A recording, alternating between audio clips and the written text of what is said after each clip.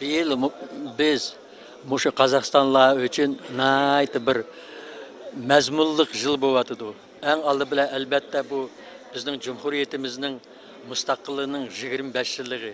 Ben o'ylaymanki her bir Qozog'istonlik muşu sanini, muşu tavalludni mayli maktabning o'quvchi bo'lsin, mayli olim bo'lsin, mayli yozuvchi yoki tijoratchi bo'lsin, her bir Qozog'istonlik o'z o'rnida muşu 25 yıllık mustaqilligimizning 25 yılligini nishonlash uchun barliq kuch g'ayratini sevatıdı. Yana bir qiziq narsa biz bo'libmi muşu nima Turkiy xalqlar uchun bunu Turan dünyasının mustaqilligimizning 25 yılı bo'lsa, bunu Turan dünyası fondining 5 yıllığı. Şunu Karlin Mahbirov mana bugün shunday cho'ng chora tadbir sifatida uyushtiryapti. Bugün muşu zalda bizniki muşu Cumhuriyetlikning Uyg'ur teatrida barliq Turkiy xalqlarning vakillari, mayli elchixonaniki nimlar diplomatlar bo'lsin, mayli madaniyat markazlarining vakillari bo'lsin, mayli oddiy fuqarolar bo'lsin, mushlarning hammasi bugun muşu bizniki milliy mush teatrimizga yig'ilyapti. Assalomu alaykum. Albatta bugun muşu sorun desak bo'lamdi. Muşnada nurg'un turklik millatlarning vakillarini chaqirgan. Ular hammasi to'liq keldi. Bu o'tkazish maqsadi mush Karlin Mahbirovning o'tkazish maqsadi. Endi alayidligi endi bo'libmi shu turk xalq millatlarining ittifoqligi, do'stligi, Turan dunyosining 5 yillik tavalludidan tabriklayman. Ham shundaqla Qozog'istonning 25 yillik mustaqilligi muborak bo'lsin. Qozog'istonda tinchlik, ittifoqlik, til birligi bir bo'lsin. Сегодня очень большой торжественный день, как для нашего государства, так и для очень важного созданной организации, это Туран Дүниясы. Вы знаете, вот 5 лет Туран Дүниясы, и отрадно то, что вот это пятилетие проходит год 25-летия независимости нашего великого государства Республики Казахстан. Сегодня вот этот год для всех, для нас очень значим. А что касается вот этого сегодняшнего торжества, пятилетия Туран Дүниясы, это чрезвычайно важно для всего тюркоязычного народа в плане развития культуры, традиций, языка тюркских народов. Сегодня мы, когда говорим о тюркском народе, мы говорим о великом народе, который проживает на территории, большой территории нашей планеты. И в Казахстане у нас тоже проживает большое количество тюркоязычных народов.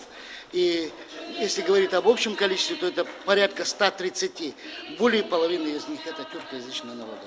Хочу пожелать лично руководителю Махбирову, руководителю Туран Дүниясы, Махбирову Карлинбею, прежде всего доброго здоровья,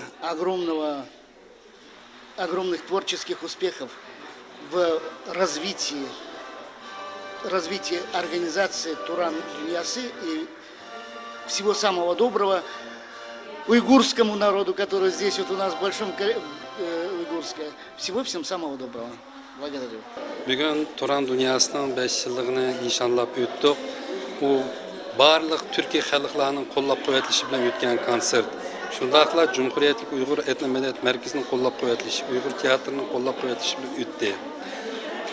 Turan Dünyası fondi 5 yil burun qurilgan.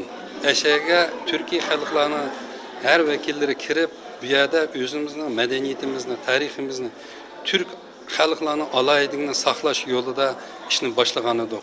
Türk dünyası bu 200 milyonga yaqin bizning qarindoshlarimiz. Shu uchun mayli o'g'iz tillik bo'layli, qarluq tillik bo'layli, qipchoq tillik bo'layli, ammo hammamizning birligi, nishoni birlikda. U o'z vaqtida Ismoil Gasparalining so'zida dilda, fikrda, ishda birlik. Bu demakchi bo'lganimiz, agarda hammamiz bir tilda bo'lsak, ikkinchidan bizning dilimizmi bir yerda bo'ladi. Dilimiz bir yerda bo'lgandan keyin bizning ishimizmi olg'a bosadi. Şu üçün həmmіңlarga rəhmət. Bugün bizni məşə qollab qüvvətliginiga Türk dünyasının birligi мәңгі болсын.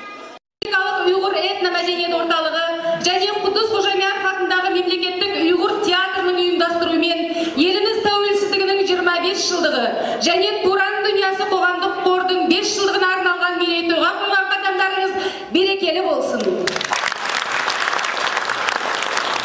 Добрый день, уважаемые гости, дорогие друзья! Мы начинаем торжественное мероприятие, посвященное 25-летию независимости Республики Казахстан и 5-летию общественного фонда «Туран Дүниясы». Қымбатты достар, бүгінгі мерейтойдың қадірлі қонақтарымен сіздерді таныстыруға рұқсат етіңіздер. Депутат Мажилиса парламента Республики Казахстан, председатель Республиканского уйгурского этнокультурного центра Нурумов Шаймардан Усиинович, генеральный консул Турции Алтай Тольпи, генеральный консул Кыргызской Республики Алымкулов Ализбек Толбашевич, представитель посольства Азербайджана Рустамов Низами Исаак-оглы, член политсовета НДП Нуротан, почетный председатель Республиканского уйгурского этнокультурного центра меценат Шардинов Ахмеджан Бакримович, депутат Маслихата города Алматы Умаров Шавкет Ниязович,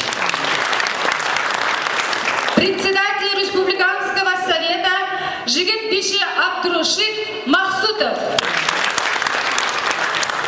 главный редактор газеты «Уйгуровазы» Иршат Асметов, политолог Кахирман Гажамбардиев, ученый-писатель Равик Исмаилов, президент Казахского творческого объединения «Бибичлик Алем» Абен Нурманов, президент Фонда культуры тюркских народов Ахмед Дагдуран, председатель Ассоциации общественных объединений «Наят» Акымжан Арупов, меценат Мамединов Вахтас Аббазович, председатель правления Национальной ассоциации уйгуров Акимжан Маметов, председатель городского общества азербайджанцев Озан Мамедов Гариб Мамедалиоглы, председатель Крымско-татарского культурного центра Ватандаш города Алматы Сеид Бабалиев, председатель Республиканской общественной организации Карачайцы-Илбалгарцев Бирлик Бабаев Мустафир Магомедович, почетный президент Ассоциации татаро-башкир Казахстана Гриф Тимурович Хайрулин, почетный председатель Узбекского центра Хаджаев Журакул Раджапович, председатель городского уйгурского культурного центра Абдулла Бушуров, президент уйгурского международного пенцентра Хамид Хамраев, председатель Кыргызского культурного центра Руслан Мамыров, председатель Туркменского культурного центра Гульнара Атаева, председатель общественного объединения Хакасов Тастыл Алексей Топоев. Бұл күндері Туран Дүниясы қоғамдық қордың 5 жылдық мерейтойымен құттықтап, әлемнің түкпір-түкпірінен құттықтау телеграммалар келіп жатыр. Ал енді сол телеграммаларды оқуға рұқсат етіңіздер. Уважаемый директор фонда «Туран Дүниясы» Карлин Махпиров, от имени Совета сотрудничества туркоязычных государств поздравляю Международный общественный фонд «Туран Дүниясы» с 5-летним юбилеем, а также с 25-летием независимости Республики Казахстан. Тюркский совет, главной целью целью которого является оказание всестороннего содействия сотрудничеству между тюркоязычными государствами, был учрежден Нахчеванским соглашением, который был подписан на 9-м саммите глав тюркоязычных государств в 2009 году. Основными задачами организации являются укрепление взаимного доверия и дружбы между тюркоязычными государствами, поощрение представляющих взаимный интерес, создание благоприятных условий для торговли и инвестиций, стремление к всестороннему и сбалансированному экономическому росту, а также социальному и культурному развитию, расширение взаимодействия в области науки, техники, образования, здравоохранения, культуры, спорта, туризма и других областях. Немаловажную роль в достижении поставленных задач играют неправительственные, общественные организации стран-членов Тюркского совета. В этой связи от имени Тюркского совета желаю фонду Туран Дуньясы дальнейших творческих успехов и процветаний в деле укрепления взаимного сотрудничества между тюркоязычными странами и народами. С уважением, Рамиль Хасанов, генеральный секретарь Тюркского совета, город Анкара, 14 сентября 2016 года. Түрік дүниясы қоғамдық бірлестігінің жетекшісі Карлин Махбиров мырзаға, халықаралық түркі мәдениетінің ұйымы Түрксой бас хатшылығы атынан сізді және сіз басшылық етіп отырған түрік дүниясы қоғамдық бірлестігінің мүшелерін 5 жылдық мерейтоймен шын жүректен құттықтаймын. Түрік дүниясы қоғамдық бірлестігі өз мақсатын белгілеп, нақты шаралар ұйымдастыру арқылы аз уақытта түркі халықтарының мәдени өмірінде өз орнын алып үлгерді. Түркі әлемнің мәдениеті мен тарихы әлемдік өркениеттің дамуы мен өркендеуіне айтарлықтай үлес қосқанын қазір дүниенің озық ғалымдарының көбі жазып сызуда. Алайда біз мына жылдам дамыған өзгермелі кезеңде тек өткен тарихымызбен ғана емес, бүгінгі жетістіктерімізбен, мәдени құндылықтарымызбен, қоғамдық дәстүрлерімізбен қазіргі әлем этностары арасындағы өз орнымызды нықтап алуға тиіспіз. Бұл тұрғыдан келгенде, ежелден түгел түркінің қара шаңырағы саналған Қазақстанның, онда өмір сүретін түркі халықтарының татулығы мен ауызбіршілігі, мәдени ықпалдастығы мен рухани жақындығы мемлекетіміздің, қоғамымыздың негізін біріктіруші, үйістірушы күшіне айналмақ. Сондықтан түркі өркениетін өрге бастыруда әрі түрк халықтарының өнері мен мәдениетін кеңінен насихаттауда еңбек етіп жатқан түрік дүниясы қоғамдық бірлестігі секілді ұйымдардың пайдасы ұшан теңіз. Ізгі істің үлкен кішісі жоқ. Түркі секілді ұйымдардың пайдасы ұшан теңіз жоқ. Түркі мәдениетінің әлемге тану үшін, түркі халықтарының бір-бірімен достық қарым-қатынасын даму үшін тамшыдай да болса үлес қосқан кез келген ұйым, кез келген азамат үлкен құрметке лайық. Түрік дүниясы қоғамдық бірлестігінің ұйымдастырған шаралары туралы хабардармын және веб-сайттарыңызда жазылған хабарларды оқып отырамын. Бірлестіктің халықаралық танымалдыққа ие болуына, алға қойған мақсаттарыңызды орындауға тілектеспін. Халықаралық Түрксой ұйымының атынан түрік дүниясы қоғамдық бірлестігінің басшылығын, бірлестік мүшелерін 5 жылдық мерейтоймен құттықтай отырып, қатарларыңыз жыл сайын молайып, бірлестіктің беделі өсе берсін демекпін. Баршаңызға зор денсаулық, отбасыларыңызға амандық тілеймін.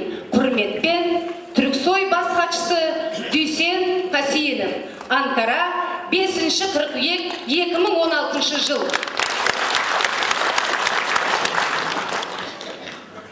Құрметті қонақтар, енді салтанатты мерейтойды алғашқы құттықтау сөз үшін Қазақстан Республикасы парламентінің мәжіліс депутаты, Республикалық ұйғыр этномәдениет орталығының төрағасы Нұрымов Шаймардан Үсейінұлы және Алматы қалалық мәслихаттың депутаты Омар Шавкет Ниязұлын сахна төріне шақырамыз.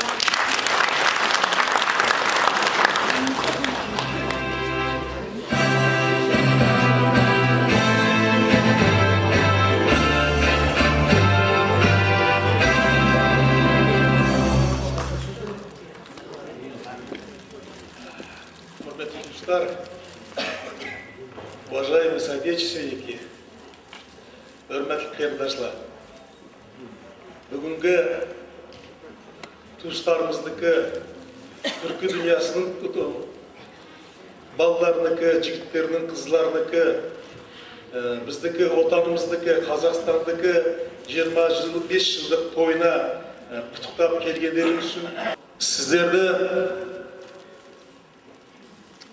Қазақстан Түркия халықтары намынан, Қазақстан халық ұйғырларының намыдан шын көңілден тәбриклеймін.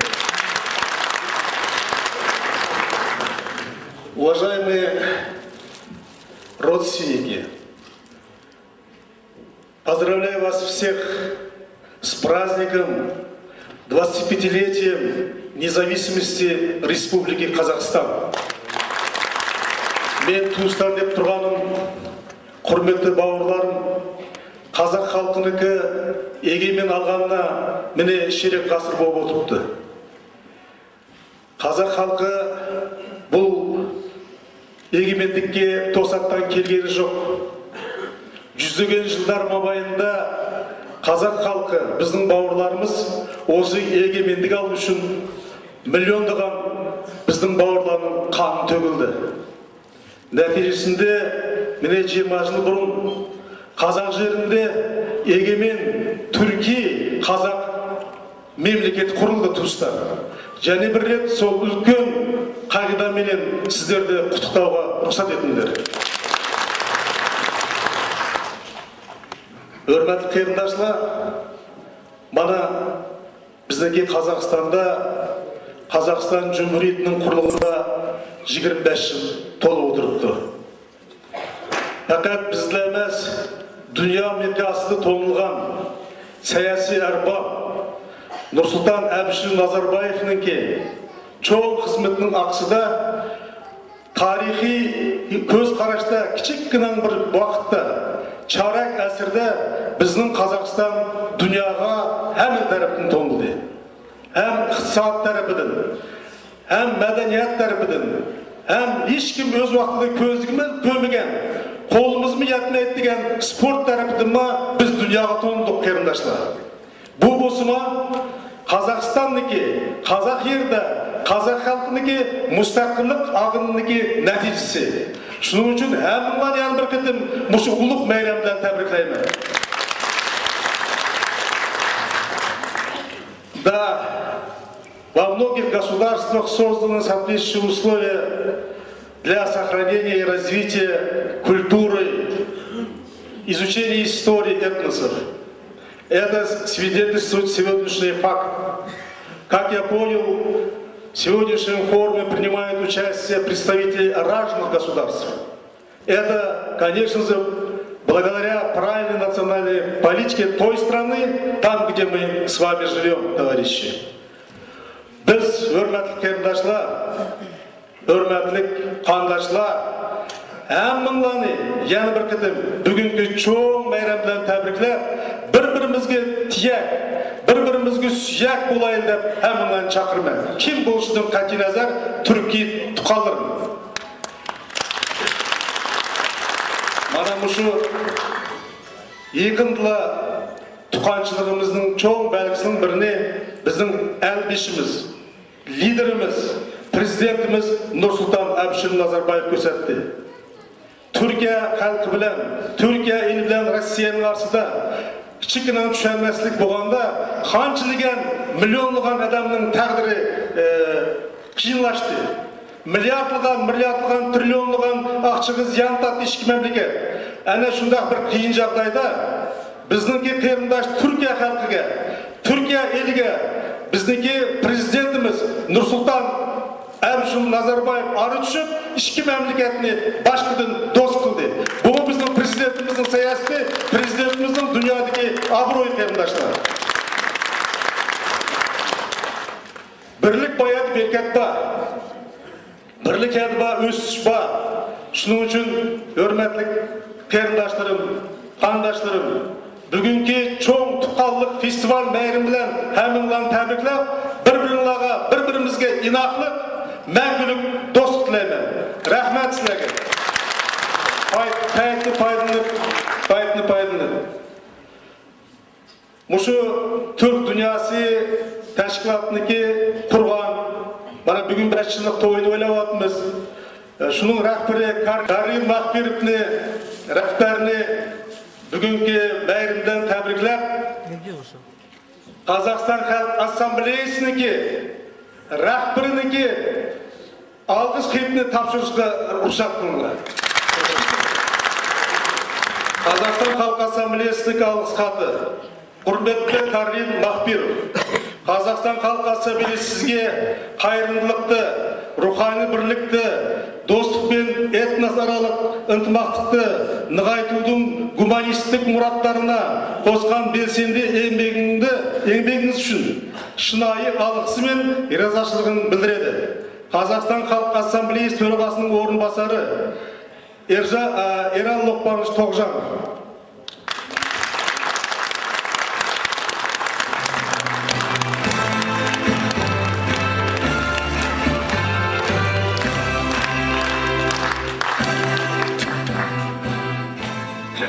Ассаламу алейкум, құрметті қауым. Баршамызды біздің егемендігіміздің 25 жылдық Алматы қаламыздың 1000 жылдық мерейтойымен шын жүректен құттықтаймын. Құрметті Карлин Махпиров, Түркия халқын топтастыру мен біріктіруде қосып жатқан зор еңбектеріңіз баршамызға мәлім. Түркия халықтар бірлігі бұл өте маңызды. Бұл біздің тәуелсіздігіміз бен тіршілігіміздің тірегі. Осы туыстық пен достық құрамы қатынасты нығайтудағы істеріңізге сәттілік тілей отырып, сіздерді бүгінгі күнге 5 жылдық мерекелеріңізбен және Қазақстан Республикасы тәуелсіздігінің 25 жылдық мерейтойымен шын жүректен құттықтаймын. Тұран дүниесі қоғамдық қорының жұмысын жанданып, еңбек нәтижелерінің биік шыңдарын көрінуге тілектеспін. За короткий срок общественный фонд «Туран Дуньясы», возглавляемый вами, достиг значительных успехов в общественно-культурной жизни народов туркоязычных государств. Сегодня с уверенностью можно сказать, что такой институт гражданского общества, как «Туран Дуньясы», состоялся и стал надежным партнером государственных органов Республики Казахстан в реализации важнейших межгосударственных программ. Являясь директором данного фонда, вы вносите большой вклад в развитие межнациональных отношений в сфере науки, образования, здравоохранения, спорта и культуры между народами, что является приоритетным направлением фонда. Знаменательным является и то, что юбилей вашего фонда проходит под сенью 25-летия независимости Республики Казахстан, что еще раз подчеркивает роль и значение данного фонда. Главной задачей которой является тесная взаимосвязь между тюркскими народами, которые постепенно переходят в родственные отношения. От всей души желаю вам и вашему лице коллективу Общественного фонда «Туран Дуньясы» продуктивной работы, достижения поставленных целей, всего самого наилучшего в вашей деятельности. С праздником вас!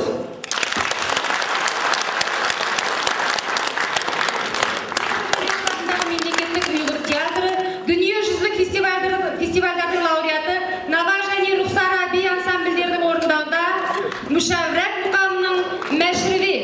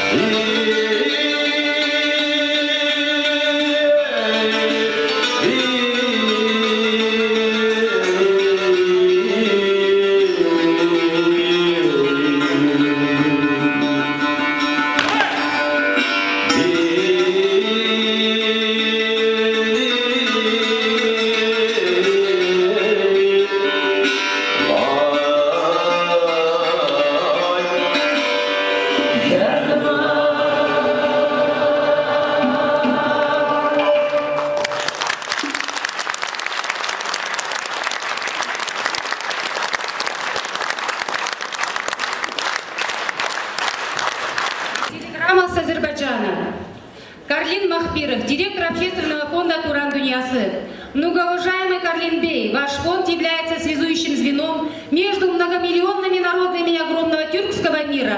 Однажды и мне повелось участвовать в одном из ваших мероприятий в Алма-Аты, где я увидел вашу любовь, привязанность к идее объединения всех тюрков мира во имя дружбы, взаимопонимания и мира во всем мире. Будучи представителями постоянно угнетенного в своей исторической родине уйгурского народа и гражданами всем родного процветающего Казахстана, вы действительно делаете именно то, что может сблизить народы для мирного сосуществования. За прошлые 5 лет ваш фонд добился немалого. Вы активно и достойно участвуете в общественной жизни Казахстана, уделяете достойное время распространению культуры и укреплению сильности всего тюркского мира. Вы являетесь достойными последователями Махмуда Кашгарлы. Позвольте еще раз поздравить вашу организацию с 5-летием и выразить свои наилучшие пожелания.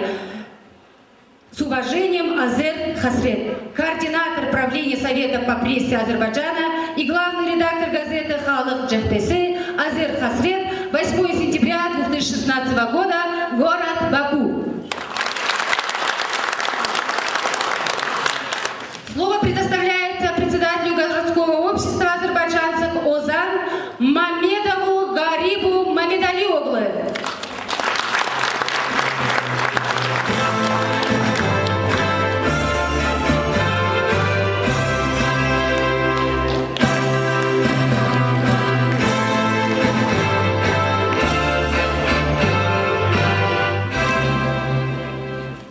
Armsızlar, hürmetli kavim, hanımlar ve mirzalar, hanımlar ve beyler, rüskat verin bərinizi Azərbaycan Mədəniyyət Ortalığı adında Turan Dünyası Forumunun 5 yıllığı Kazakistan Respublikasının 25 yıllığı Məngilik Təvəllüdlük günü tutayım.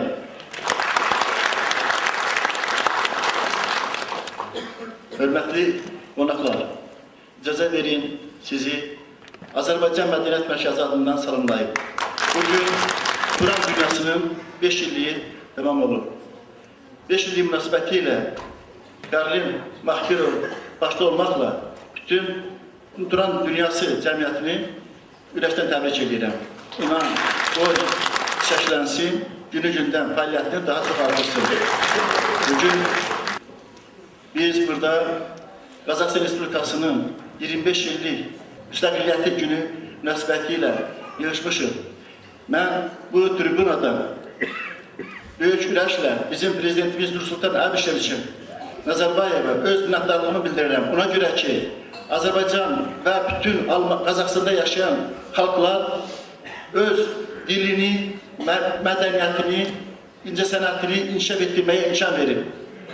Çünki hər bir xalq Kazakistanda yaşayarak öz dilini daha da dərin öyrənməyə bunun özü böyük bir işdir. Ona görə yenə Nursultan Nazarbayev qabağında baş əyirəm ki, o imkan verir Kazakistanda yaşayan bütün Azərbaycan və başqa xalqlar öz dilini unutmasın və onu necə deyərlər, daha dərindən öyrənsin.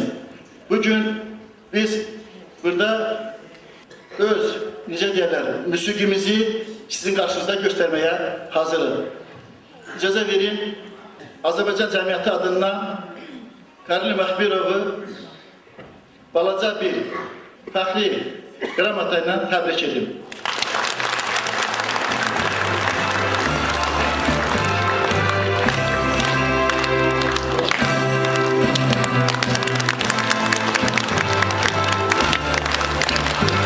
Поет Аббасов Мехман.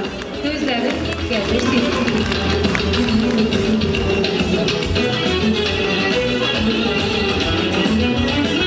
Açtım gözlerine, gözümde dünya tazedir. Açmışam gözlerine, gözümde dünya tazedir. Gözellerde göz gözedir, gözlerim gezir seni. Gözlerim gezir seni.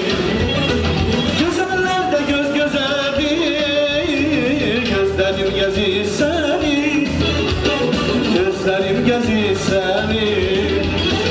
Yaraşın olsan da niye ayrılma.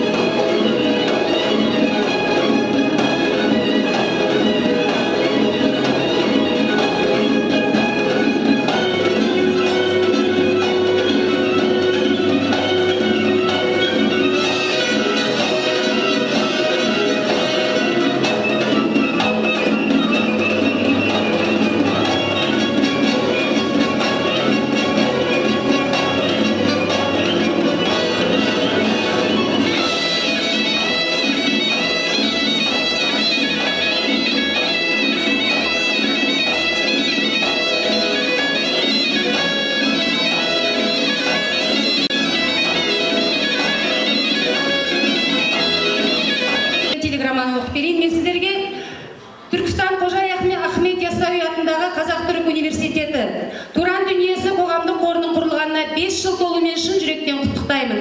Туран дүниесі қоғамы Махпиров Карлиннің жетекшілігімен осы жылдары түрік халықтарын бауырына тартып, ынтымақтастыруда көп іс атқарды. Түрік қағанатынан бергі жерде ыдыраумен келе жатқан түрік халықтары үшін 21 ғасыр ынтымақ, бірлік ғасыры болуға тиісті. Ғасыр көлігіне ұмтыла еңбек етіп жүрген қоғам бір белесті артқа тастады. Абыройлы, алда алар асу көп болсын. Құрметпен Құлбек Ергебек, түріктанушы ғалым, профессор, жазушы Ахмет Яссауи атындағы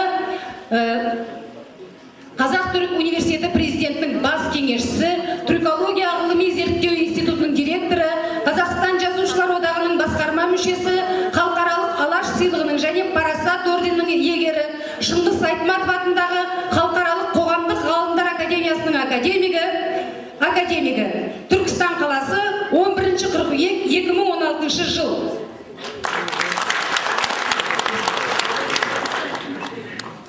Құрметті Карлин Нұрденұлы, сіз жетекшілік етіп жатқан Туран дүниесі қоғамдық қорының алғашқы мерейтойымен шын жүректен құттықтаймын.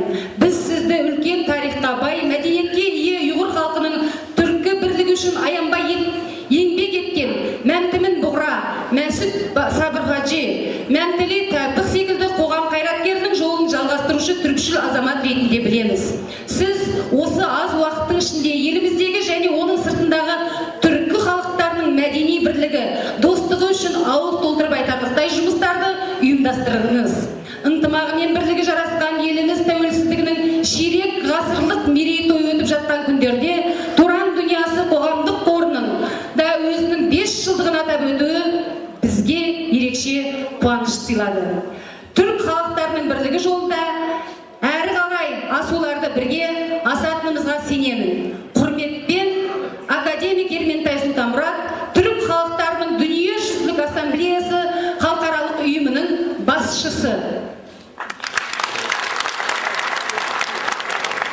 Келесі құттықтау сөз үшін Бейбітшілік әлем қазақ шығармашылық бірлестігінің төрағасы Нұрманов Абен мырзамен түрік халықтары мәдениет қорының төрағасы Ахмет Дағдуран мырзаны сахнаға шақырамыз.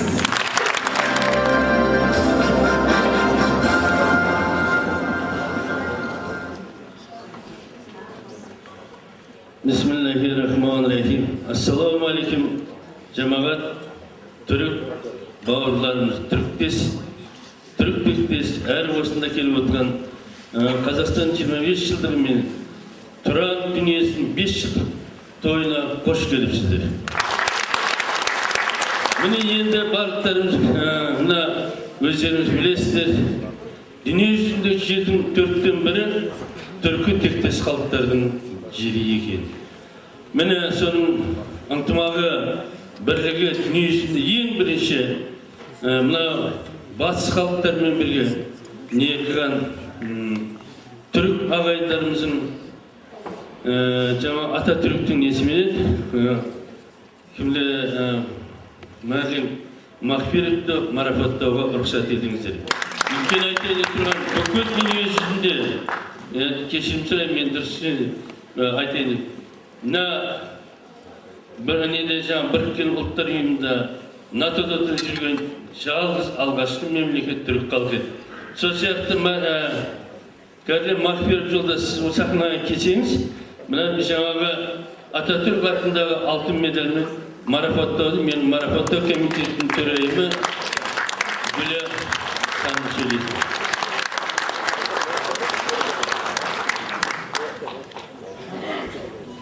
Құрметті қонақтар, қадірменді ағайын туысқандар, бүгін міне сіздермен бірге ең қуанышты, ең үлкен мерекеде Түркия дүниясының 5 жылдығына арналған кеште жиналып отырмыз. Барша мұсылман халқына айтар тілегім, Қазақстан картасындағы жер аман болсын. Ол жерді мекендеген ел аман болсын. Ол елдің негізін құраушы түркі халқы аман болсын.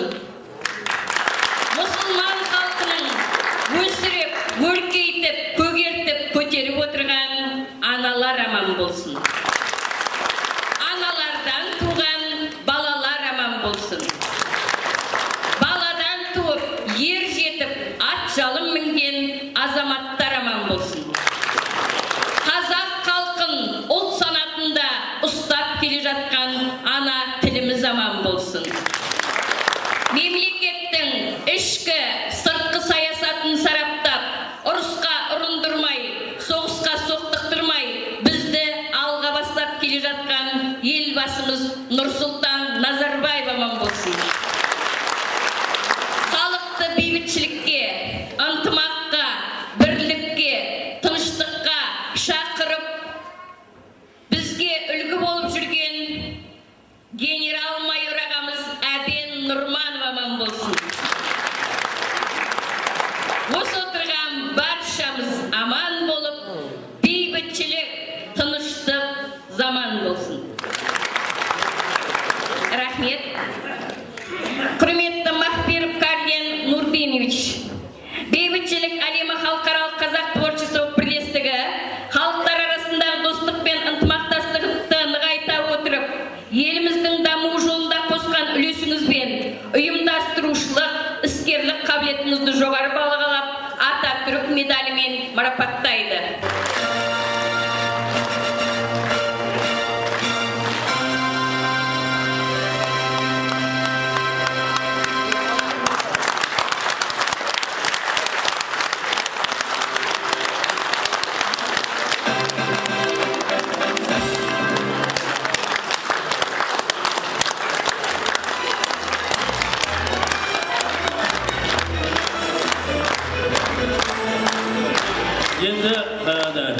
Кәділем жаңа Ататүрік медалімен марапаттап атқан жерім, сіз, енді түркі халқының ішінде ең бірінші Ататүрік болатын болса, ұйғыр халқының ішінде ең бірінші сіз болуыңыз.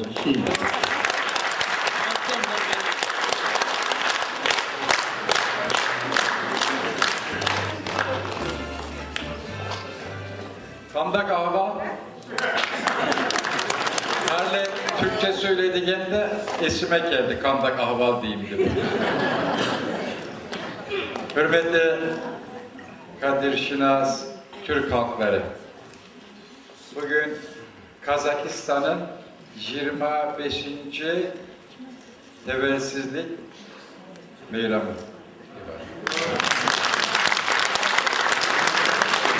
2500 yıl önce burada atalarımız olan Sakların mezarları var. O vakit biz deputatlarımızdan da rica ediyoruz. Almata'nın 1000 yıllığı değil, en az olsa 2500 yılını kutlamak istiyoruz.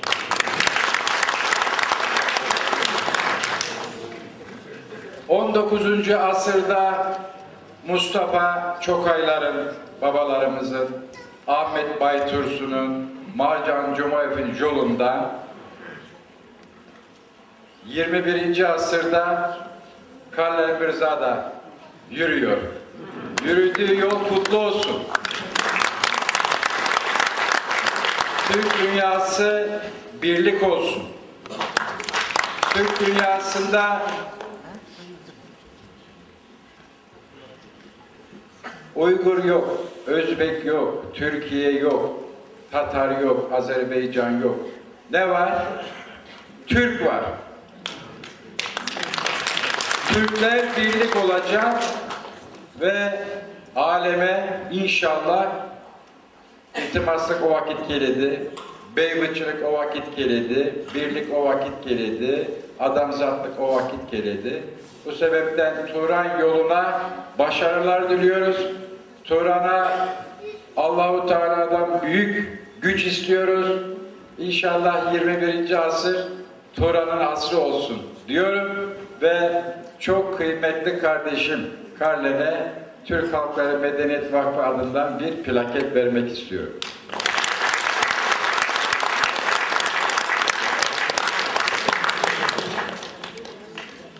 Türk dünyasına yaptığınız katkılardan dolayı Türklük adına teşekkür ediyoruz. Türk Halkları Medeniyet Vakfı.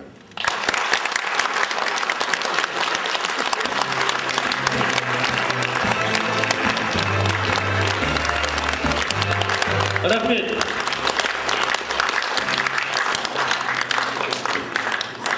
Çok teşekkür ediyoruz.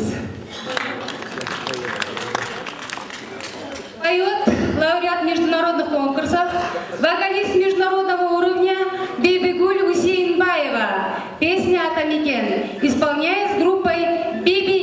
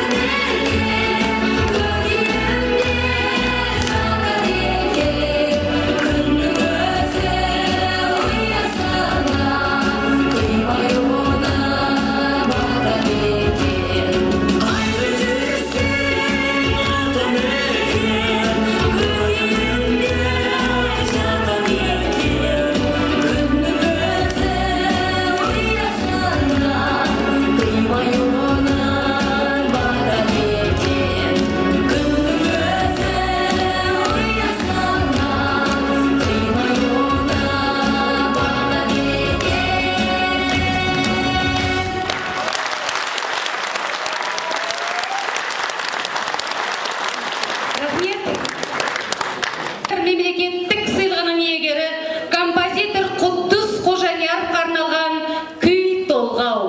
Құддыс. Автор әрі орындаушы Қазақстанның еңбек сіңірген қайраткері күйші композитор Шәміл Әбілтай. Қарсы алайық.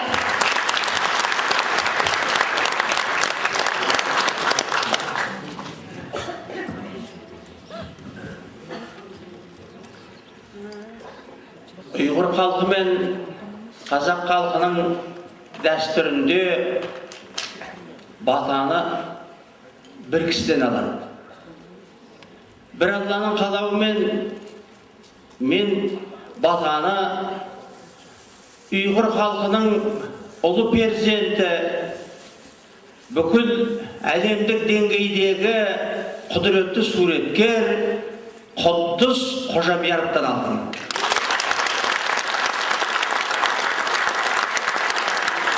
1966 жылы Құдыс аға Құрманғазы атындағы консерваторияның ректоры болатын. Сол жылы мен сонау Гурьевтен музыкалық училищені бітіріп, консерваторияның бірінші курсына қабылдандым.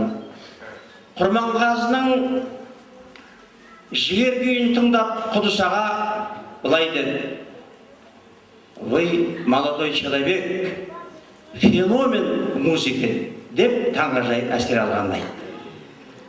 Құлагерді құлын күнде таныған Күреңбай сыншыдай ұлы композитордың сол сөзінен соң өнерлік жолым ашылып, кейіннен Құддыс атты күй толғауындарына бірінші тыңдап, жылы лебізін айтып, томағасын сыпырған кезінде Құддыс ағаның ең сүйікті інісі болған, бүгінде бізге аға, аяулы аға, ұйғыр әдебиетінің классигі, Қазақстанның еңбек сіңірген қайраткері Ахметжан Ашир Ясақалы. Енді сіздердің құрметтеріңізге Құддыс атты күй толғауымды орындап берейін деп отырмын.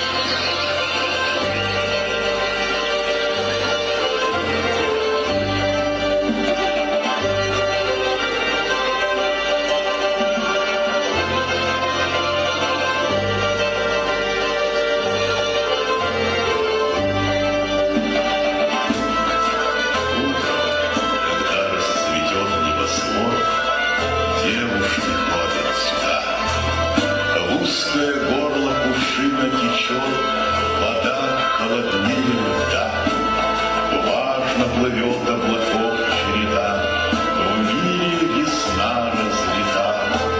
Им о любви напевает вода, вода холоднее льда. Так упоителен мысли полет, девушки так молоды, в узком кувшине о счастье поет вода холоднее льда.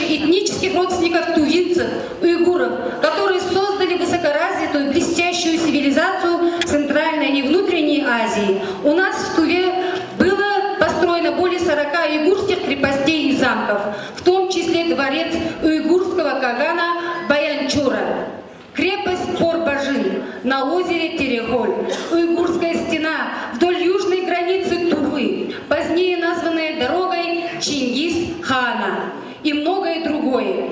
За 5 лет вы провели несколько конференций и круглых столов, посвященных знаменательным датам рождения известных тюркских политиков и ученых.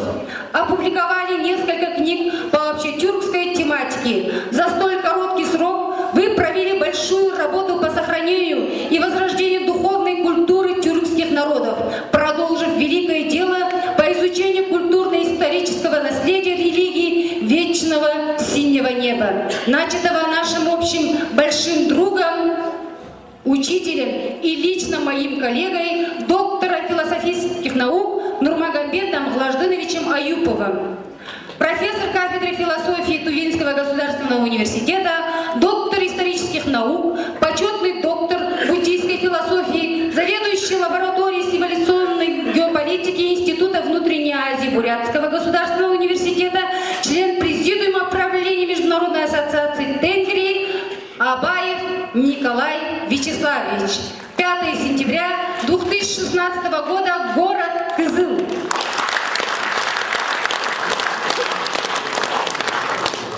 Әнден нөвәттік сөзіне Алматта Cumhuriyetlik Uyghur Etno Medeniyet Merkezi Reisinin orunbasarı İrşad Esmetov ve Almut şehirlik Uyghur Etno Medeniyet Merkezi'nin reisi Abdullah Oşurov'a berimiz. Merhamet. Assalamu alaikum, hürmetlik. Bugün sorun katışanlar, kerimdaşlar. Almut şehirlik Uyghur Medeniyet Merkezi'nin reisi Abdullah Oşurov ayırım bir sebeplerle gidip kaldı. Ben şunun namıdan bugünkü bu atkan hoşallıkta katışıp Moşunun soğuksuzluğu yıktapşımakçı. Jukurda bizden Türk kendaşlarımız Türk milletlik boğan yaxşı sözlerini, yaxşı niyetlerini yedi öttü. Elbette Turan dünyası bu hemimizge tealluq. Jukurda Porbajın toğruluk sözde bir kıstırıp ketkende ben bir söz yardım gelip kaldı. Hazır Porbajın özüne bizler şu demirci ordan ayınıp gelecekte yaxşı bir seyahat ordu bulup kevatıdı. O Rusiyanınki küçüldüler vakta işi. Şunun için hazırki məqsəd kesek Turan dünyası mana şunun ahirini damlaştırıvatkan bizdeki qeyrinişimiz Karlin Məxbirov. Bu fırsatla paylaşıp bizden şehirlik medeniyet merkezi tarafından çıkarılan halk persendi, halk sözde iyi boğan dep medalı var diye şunu tapşıray ve bir çapan ki gelmiş. Kardeşim meşakkesi.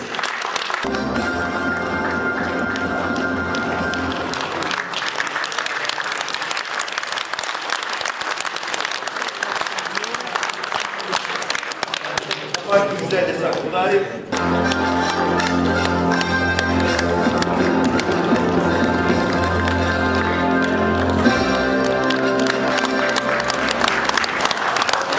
Assalamu alaikum, hürmetli mehmanlar, kişiler, hürmetli konaklar.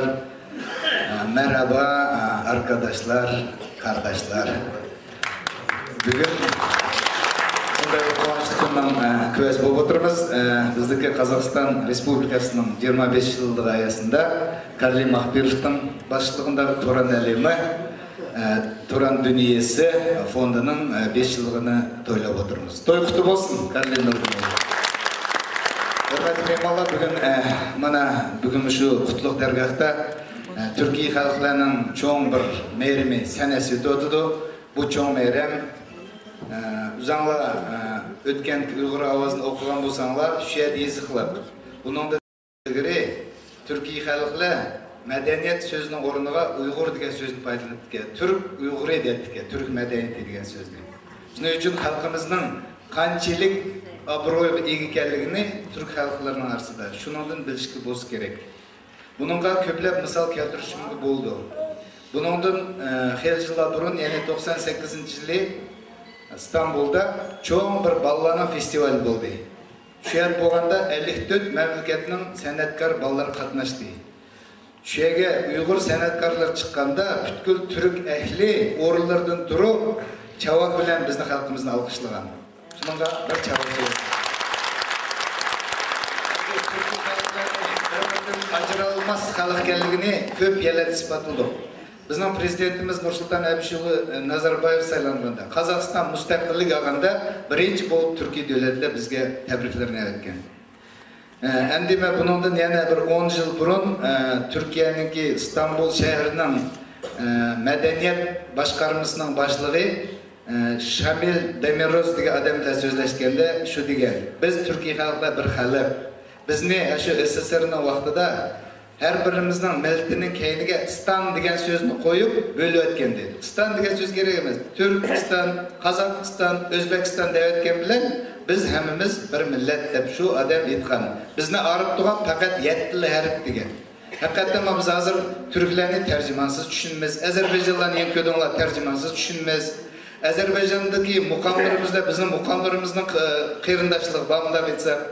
Şunun için biz ayrılmaz bir halk. Bir mana şu halklar arasında çok körükünü ornatkan Türk dünyası ve onun rehberi Karli Mahbirov'a aletten minnettarlığımı bildirmek. Şunun için kadirli meymallar hakikaten biz bir halk. Tilimiz bir, dinimiz bir, yürügümüz yıkın, kalbimiz birbirimiz yıkılışıp ketken millet her kaçan birbirimizni qollab, birbirimizden şundak yaxşı işlerde, eğirçiliklarda qollab ötüşke nasip olsun. Ben hammalarga hatirjemlik dileyme, elimiz aman olsun, halkımız birlikte, ömürlükte aldığımızda doğan çok kolay yetip bereyli. Göre görüşmek üzere.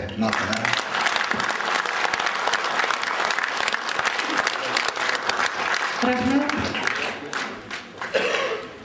Aziz mehmonlar, hazır sözünü konsul Генерального консульства Кыргызской Республики в Алматы Рысбеков Насип мырзаға беріңіз. Жақсы майрамға шақырғаныңызға өтсін. Қырғыз Республикасының Алматы шаарында башқы консулдық көптен бері Кыргыз еліне ушундай жардам берип жүрөт. Бизде дайыма ынтымак улуттар арасында байкалууда. Ошон сыңары Кыргыз Республикасында турган ар түрдүү улуттагы адамдар ынтымакта жашашат. Мен муну менен ушул уйгур туугандарыма чоң ыраазычылык айтайын. Бул залда отурган чоң апаларга, чоң аталарга таазим этем. Ең дегенсе, біз Қазақ Республикасында жашаған қырғыздар, қырғызстандықтар ушул жерде сыйлайбыз, урматтайбыз. Себеби қазақ, қырғыз, уйгур жана башка улуттар болобу түрк элинин ынтымагы, достугу үчүн эле биз дайыма күйүп турабыз. Муну менен биз Қазақ Республикасында ушул жылы 550 жылдык Қазақ хандыгы дегендей, анан Алматы шаарынын 1000 жылдыгы дегендей чоң мааракелер көп болдук. Аябай сүйүнүчтөбүз. Кыргыз Республикасынын өкүлчүлүгү ушул уюштурган майрамга аябай жакшы эле даярданып дедик элек, бирок азыр сиз көп болосуңар, кичинекей ырдап берелик дедик элек. Чоң рахмат. Чулпан Басурманыкулова, Торгайым. Мархамат.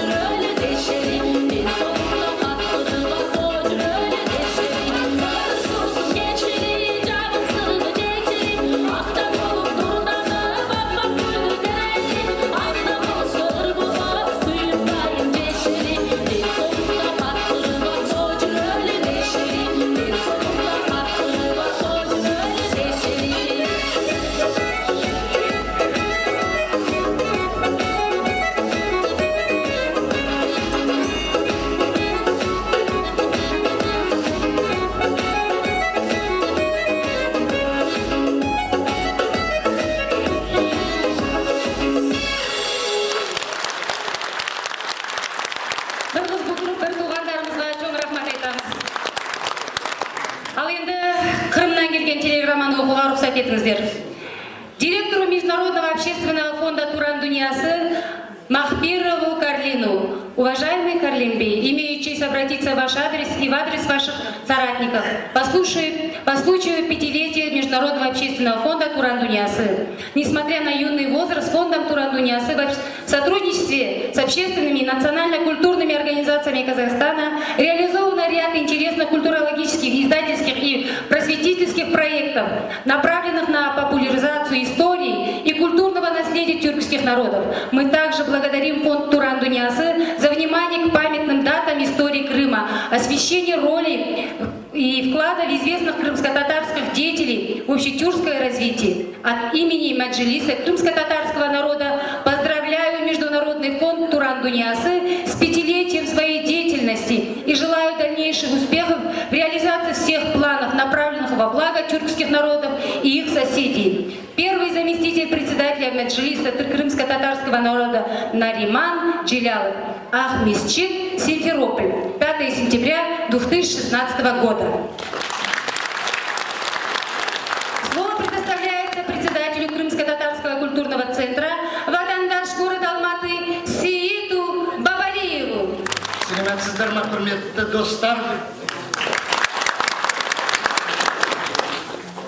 Селям алейкум, сайгал джемат. Добрый день, уважаемые друзья. Сегодня мы являемся свидетелями важного и крупного мероприятия, это 5-летие Туран, общественной организации «Туран Дуньясы». Это мировая организация, организация целого мира тюркских народов. Сегодня и наш народ тоже относится к тюркоязычным народам. У нас у всех один язык, у нас у всех одна судьба. Мы все говорим и друг друга понимаем. Я поздравляю все тюркоязычные народы и прежде всего руководителя общественного фонда «Туран Дуньясы», уважаемого Махпирова Карлин Бея. Сегодня день 5-летия, когда 5 лет назад было создано, и провел он огромную работу в развитии культуры, провел целый ряд конференций, которые были посвящены тюркоязычным народам. И его вклад неоценим сегодня. Мы сегодня собрались и отмечаем вот эту большую дату. И отрадно, что она отмечается в год 25-летия Республики Казахстан. Это наше великое государство, в котором проживает более 130 наций и народностей. И более половины из них – это тюркоязычные народы. Я поздравляю всех, кто здесь присутствует, кто относится к тюркоязычным народам, кто говорит на тюркоязычном языке. Всем самого доброго от культурного центра крымских татар за верность традициям, сохранение языка и культуры. Уважаемому Карлинбею вручается вот эта почетная грамота. И еще лично культурный центр крымских татар давным-давно знаком с уважаемым Карлинбеем. Вы знаете, он стоял у истока создания нашего культурного центра. Это вот 6 лет назад. И вы знаете, вот здесь вот изображение великих деятелей крымско-татарского народа. Это вот Исмаилбея Гаспринского, это Нумана Челебиджана. Вот и наши соотечественники, крымские татары города Алматы, просили лично вручить вам вот эту грамоту. Сайгалы Аркадаш, примите от нас.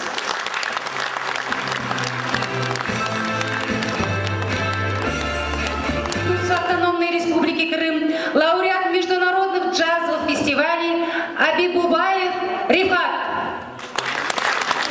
Selam aleyküm saygılı ve sevgili Uygur halkım. Selam aleyküm saygılı ve sevgili Karlin Bey. Dünya, Türk dünyası sizlerge çok selam, teşekkürler ediyorum. Bildireyim. Allah sağlık versin. Birlik olunuz. Uygur halk bir olunuz. Dünyada fikirde tek sizin diliniz var. Sağ olunuz.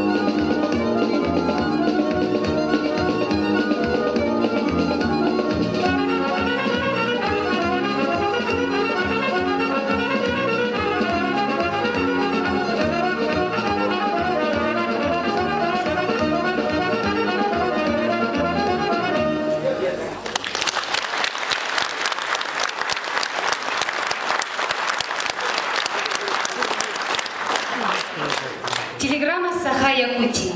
Директор общественного фонда Туран Дунясы Карлину Махпирову. Дорогой брат Карлин, примите искренние поздравления с первым 5-летним юбилеем возглавляемой вами организации Туран Дунясы. На первый взгляд кажется, что 5 лет – это совсем немного, и за такой срок невозможно проделать какую-нибудь серьезную работу. Но если за дело берутся истинные патриоты при поддержке братьев из других тюркских народов, то дело продвигается ошеломительными темпами. Со своей стороны я заверяю о своей поддержке деятельности Туран Дунясы, готовности и в будущем оказывать всемирное содействие в нашем общем деле. Желаю вам и вашему общественному фонду Туран Дунясы многолетней и плодотворной работы. С братским приветом, Алексей Томский, заместитель председателя Южно-Якутского научного центра Академии наук Республики Саха. Город Якутск, 15 сентября 2016 года. Телеграмма с Татарстана. От всей души поздравляю с 5-летием фонда Туран Дунясы, тюркскому миру.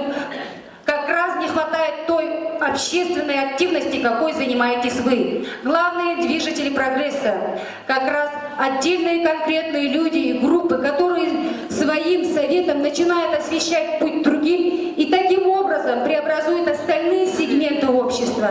Вы занимаетесь святым делом. Успехов вам всем и крепкого здоровья. Член Координационного совета Всемирной ассамблеи тюркских народов Рафаэл Мухаммеддинов. Следующее слово предоставляется почетному президенту Ассоциации татар-башкир Казахстана господину Грифу Тимуровичу Хайрулину.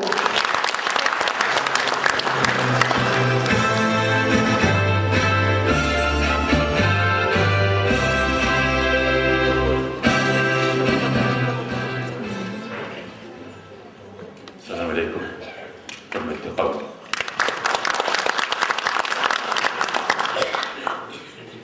Қазақстан ассамблеясының бір сессиясында біздің елбасымыз сондай сөздерін айтты. Елімізде әртүрлі ұлт өкілдері бар. Соған біз ассамблеяда әрбіріміз өзіміздің тілдерімізде сөйлесек дұрыс болатын шығар дейді. Бүгінгі кеште әрбіріміз өзіміздің ана тілімізді сөйлеп тұрмыз. Мен де өзімнің ана тілімді сөйлемекші боламын. Қадірлі түрки туғандар, татарлар һәм башқұртлар, бұл кең қазақ далаларында көп ғасырлар бойы қазақ халқы белән бірге яшиләр. Патша Россия шырында қытлықтан қашып, 25 жылдық солдат қызметінен қашып, сәуде ішлері белән, ислам дini ішлері белән татарлар һәм башқұртлар көпләп мұнда келіп тұра башлаганнар. Мұндалар туғандаш қазақ халқынан жылы сөз, яқты yüz һәм ярдәм тапқаннар. Үзләре дә сәүдә эшләре белән, жер эшкәртү эшләре белән, мәктәпләр ачып, мәдрәсәләр ачып, балалар укытып, шушы дөньяда мәдәниятне үстерергә, хуҗалыкны үстерергә үзләренең кулыннан килгән өлешне кушканнар. Инде соңрак Қазақстанда сәнәгый база төзү вакытында Татарстаннан, Башкортстаннан күп санлы белгечләр килеп монда турып калганнар.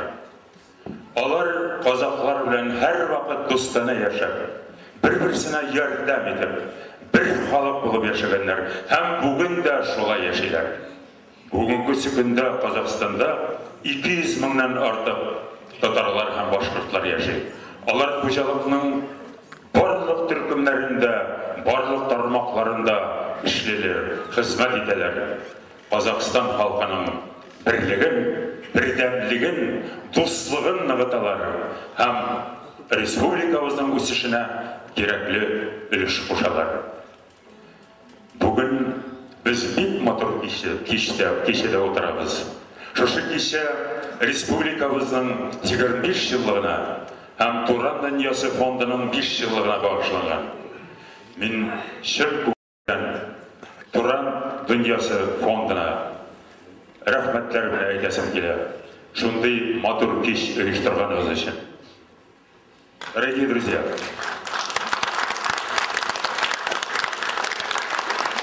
друзья,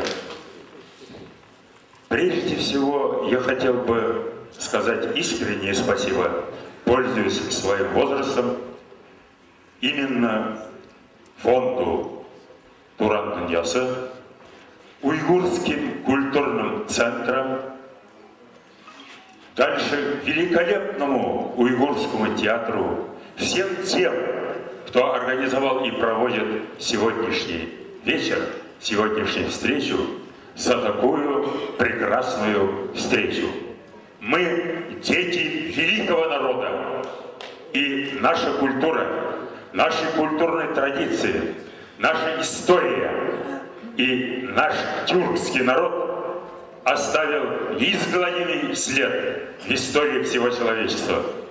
Поэтому и наша культура, наши языки входят в культурную сокровищницу всего человечества. И сохранить их – это наша с вами задача. Сохранить, развить и передать будущим поколениям.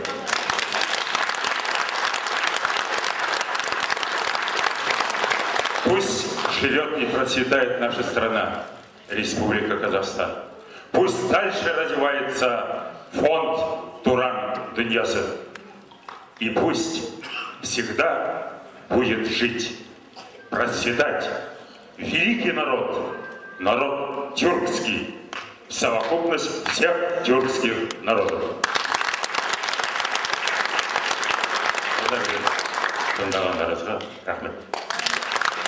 Песня «Сабантуй» поет заслуженный работник Республики Татарстан, лауреат Международного фестиваля татарской песни Галиба Сайбулатова. Thank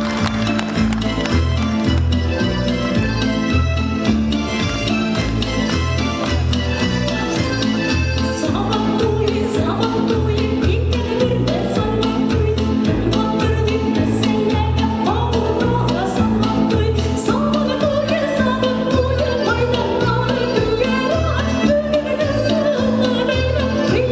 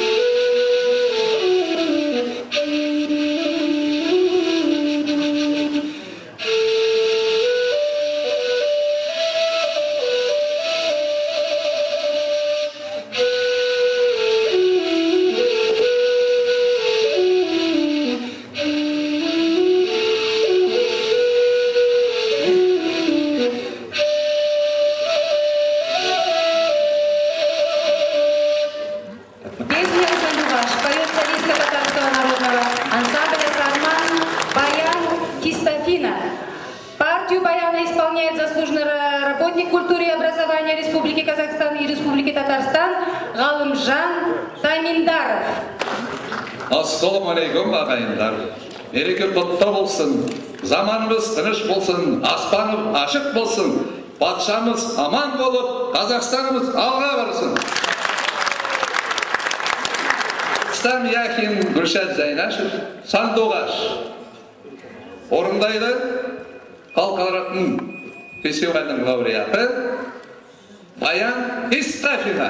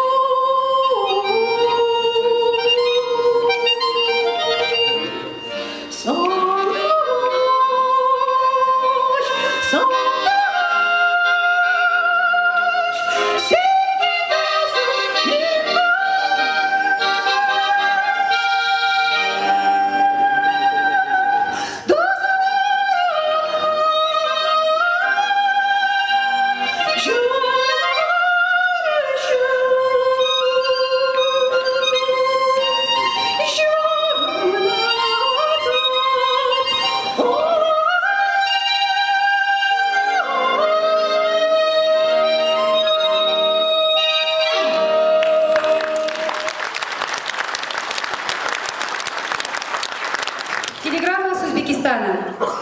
Дорогие друзья, коллеги, братья и сестры из общественного фонда «Туран Дуньясы», поздравляю с 5-летним юбилеем образования вашего общественного фонда «Туран Дуньясы», внесшего значительный вклад в развитие тюркского мира и Турана, в сохранение и развитие национальных культур, языков, традиций, исторической памяти и национального самосознания тюркских наций и их представителей в сложнейших процессах современного мира. Желаю вам крепкого здоровья, успехов в вашей деятельности, направленной на укрепление взаимопонимания и развитие, сотрудничества и дружбы, осознания братства тюркской их нации и народности. Каримов Бахтиер Рахманович, доктор философских наук, профессор, академик Международной академии, информатизация, академик Академии Турана, директор Института усердных языков и языка Ататюрк.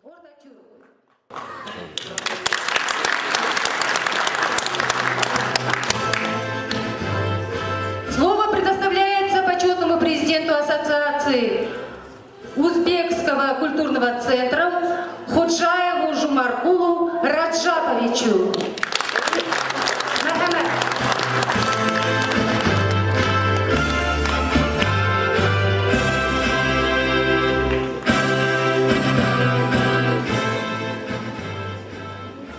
Assalomu alaykum, mehmonlar, akaxonlar, otaxonlar.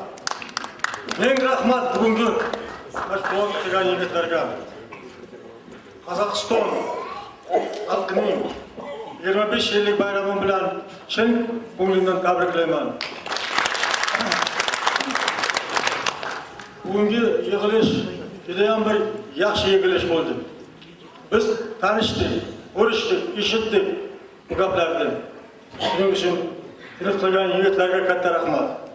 Дорогие, уважаемые гости столицы, южной столицы, огромное спасибо вас. И вас всех я от всей души поздравляю с 5-летием независимости нашей республики, процветающей Казахстана. Процветание Казахстана, прежде всего, заслуга всех живущих на территории нашей республики казахстанцев. Правда, здесь сказали, более 135 наций народов проживает в мире дружбы, понимания. Поэтому наше государство за короткий срок стало известно всему миру, признали все высшие организации существующих в мире Объединенных Наций. Поэтому всем желаю успехов, благополучия, счастья, радости всем присутствующим здесь нашим братьям.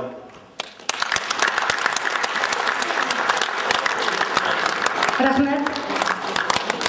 Песня «Өлкем». Поет лауреат международных конкурсов Бахтияр Матназаров.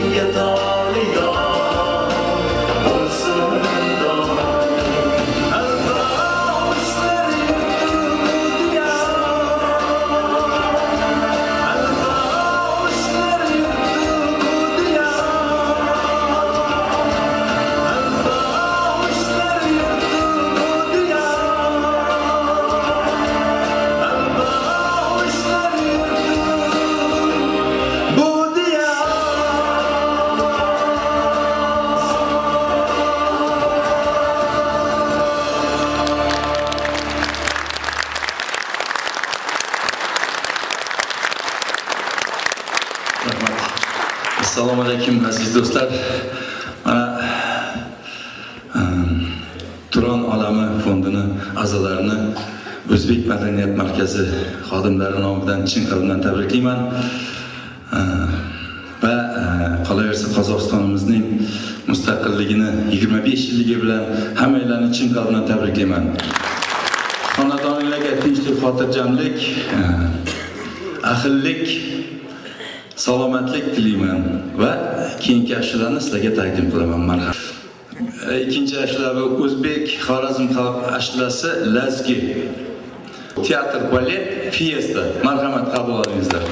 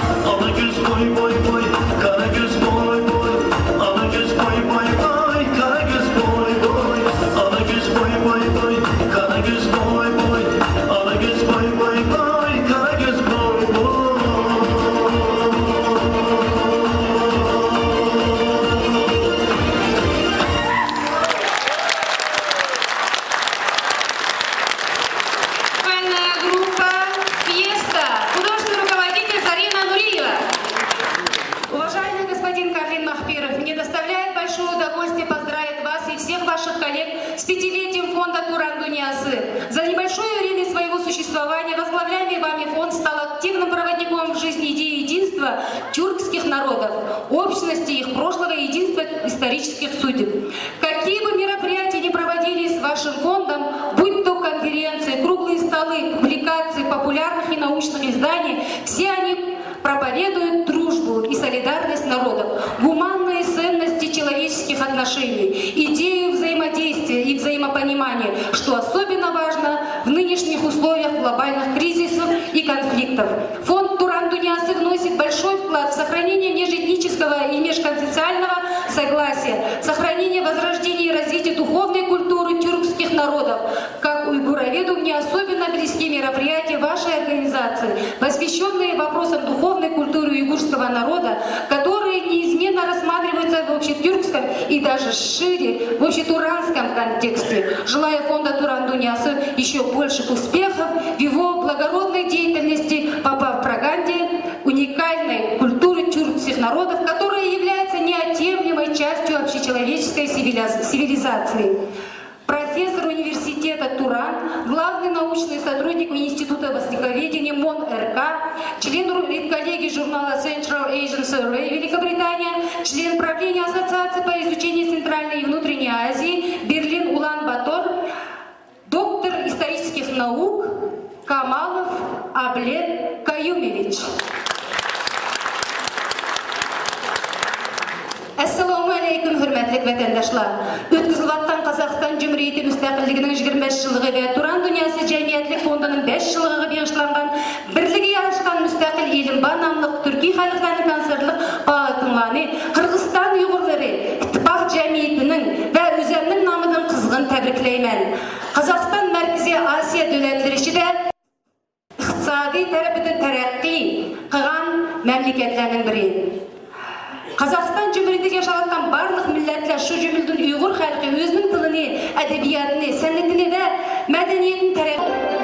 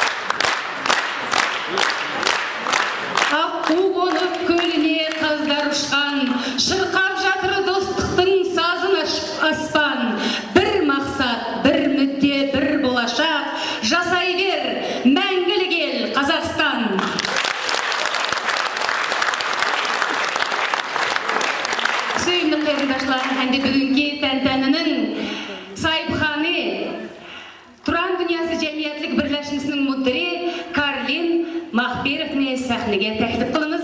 Мене мәрхәмәт.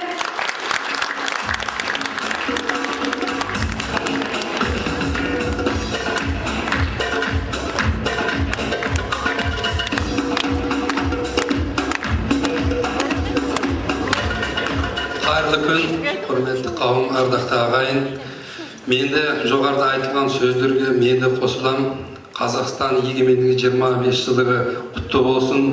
Барлығымыз тек қана жақсылыққа, тек қана қуанышқа, тек қана бейбітшілікке жетейік, ардақты ағайын.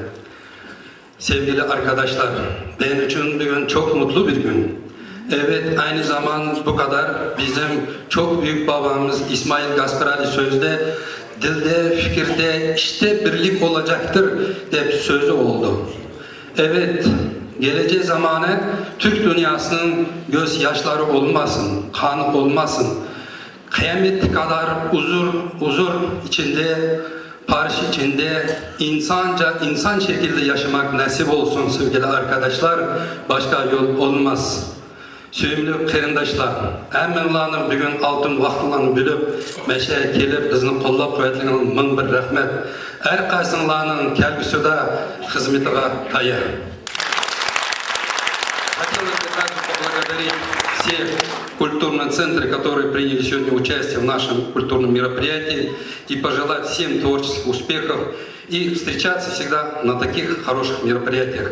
Также хотел поблагодарить Республиканский уйгурский культурный центр, наш уйгурский театр и все организации, и всех ученых, наших жигитбишей, всех, кто нас поддержал. Счастья, здоровья, благополучия всем. На этом наш праздничный концерт подошел к концу. Желаем всем счастья, добра и мира. Келесі кездескенше